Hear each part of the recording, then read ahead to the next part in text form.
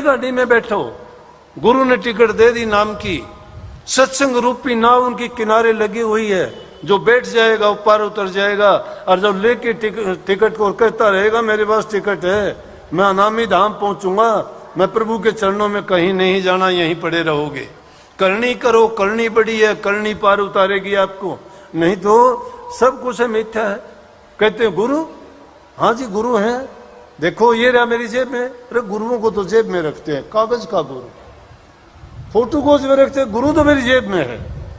कहते हो ना बात बात पे कि हाँ तेरे जैसे मेरी जेब में है, तो गुरु को तो जेब में रखते हैं, गुरु मेरी जेब में है, बटुए में है। गुरु जेब और बटुए में नहीं, गुरु हृदय में होना चाहिए, यहाँ होना चाहिए। गुरु रहता है, उसको ना कोई छीन सकता है। कई औरतें माई बाई आके कहती हैं मेरे घर वाले ने शराब पी के आपका फोटो पाड़ दिया। मैं कागज पाड़ा होगा, कागज पाड़ा होगा, मत साबत बैठे फिर रोना धोना किस बात का। अरे फिर कागज के गुरु से इतना प्यार क्यों करते हो? ये 6 फुट का बैठे, इससे किया करो। अरे फिर उसको भी छोटो, किसी को दिखाई नहीं देगा, ना वो दिखाई देगा किसी को, और ना कोई भय रहेगा तुम्हें। उसको हृदय में बैठा लो। जिसने हृदय में बिठा लिया उसके सारे काम संवरते हैं। हृदय में बिठाते नहीं, बारी गुरु से झगड़ा करते हो, मुकदमे करते हो, लड़ाइयां करते हो, सहन गया मन का गया।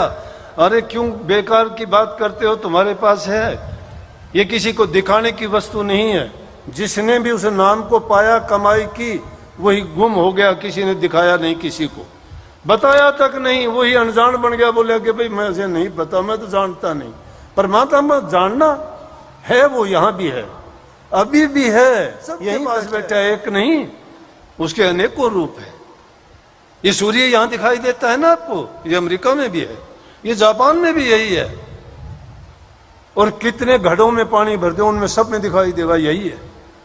रूप भी वो परमात्मा इसी प्रकार से, वो सर्वदेशी भी है और एक देशी भी है। एक देशी को अपने पास में रख लो, सर्वदेशी को रहने दो कहीं भी, उसको याद करने की भी जरूरत नहीं है।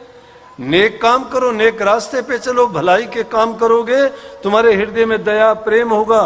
और वहीं तुम्हारा इश्क गुरु से, इश्क मोहब्बत और प्रेम गुरु से तुम्हारा पक्का जब होगा, तो समझ लो कि आपको जरूरत ही नहीं है। भक्ति है क्या चीज?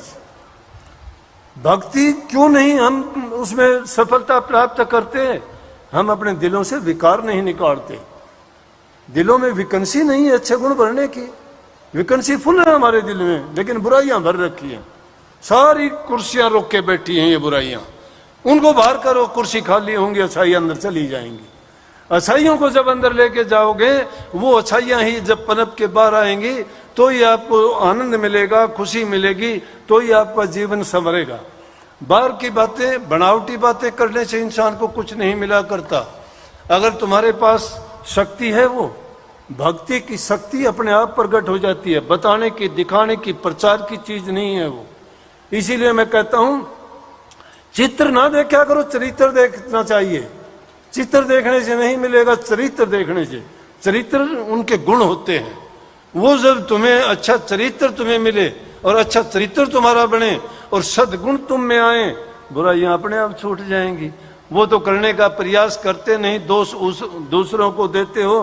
कभी भूले भटके से भी, कभी एकांत में जाके, कभी ये चिंतन करते हो कि मुझे करना चाहिए, मुझे गुरु ने जो नाम की दीक्षा दी है, मुझे भजन करना चाहिए।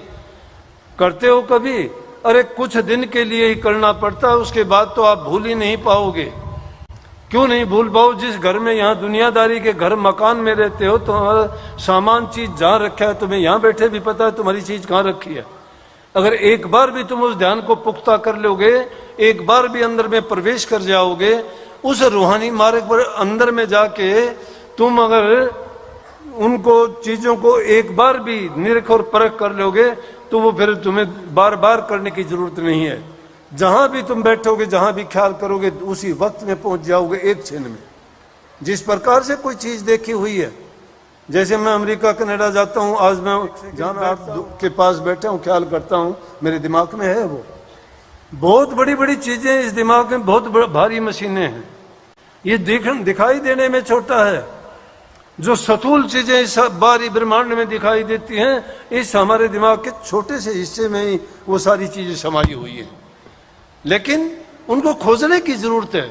जिन्होंने खोजे, बाहर उपकरण बना दिए, टेलीविजन बना दिए, टेलीफोन बना दिए, कितनी साइंस की दूसरी चीजें बना दी, एटम बम और कैसी कैसी चीजें बना दी। एक जगह यहाँ बैठे हैं और वो चीज बिना तार के, बिना देखने के, एक दूसरे के फोटो देखते हैं, बात करते हैं, वहां की सारी हालात को भी देख लेते हैं। किसने की? इसने की। इसमें है वो सारी चीज, लेकिन इसमें सोच के वो चीज बाहर निकाल दी हमने। लेकिन बाहर की चीजों को छोड़ के इस अंदर वाली चीज की ओर हमने गौर ही नहीं किया। संत वही तो कहते हैं, जो विज्ञान का ज्ञान जहां जाके खत्म होता है, संतों का ज्ञान वहां से शुरू होता है। इसीलिए संतों ने कई तीसरे तिल से दोनों आंखों के मध्य में पीछे की ओर, जो जहां तुम्हारी रूह बसती है, रहती है, वहां से तुम उस ध्यान को, ध्यान में जब तुम मस्त मगन हो जाओगे और बाहर की चीजों के ख्यालात और विचार छोड़ दोगे, लेकिन वो इतने आसानी से 1-2 दिन, 10-20 या कोई 5-4 साल में हटने वाली चीजें नहीं है। क्योंकि सदियों से हमने वो काम कर्म किए हैं कि जिनके संस्कार हमारे दिमाग में अब भी बैठे हुए हैं। वो छोड़ना इतना आसान नहीं है। झगड़ा होगा, अच्छे विचारों का होगा, बुराइयों का होगा, दोनों का अंदर में झगड़ा होगा, लेकिन मन बड़ा ताकतवर है। इस मन को जीतना बड़ा कठिन है। संतों ने कहा कि साधो मन है बड़ा जालिम, और जिसका पड़ा मन से वास्ता उसको है मालूम। जो मन के साथ झगड़ा करना पड़ेगा, और जब मन तुम्हारे काबू में आ जाएगा तो सोच लेना। लेकिन उसको काबू में लाने का आप पूछ सकते हो तरीका क्या है? इससे ताकतवर के अधीन कर दो, ये काबू में आ गया। इस मन से ताकतवर कौन है? गुरु ताकतवर है। गुरु ने ज्ञान दिया, उसके अधीन कर दो। अपनी मन मर्जी का काम ना करो। क्यों? गुरु कहता है, नाम दान देते वक्त नाम की दीक्षा गुरु देता है, कहता है कि तेरा तन, मन और धन, तीनों चीजें इसके बदले में देगा तो तुझे नाम मिलेगा। अब तो संतों ने नाम बड़ा सस्ता कर दिया। क्यों कर दिया? हाँ, जीव की, जीव इस संसार के पदार्थों में ऐसा लिपया हुआ ये नहीं मानता, लेकिन फिर भी अगर इनको नाम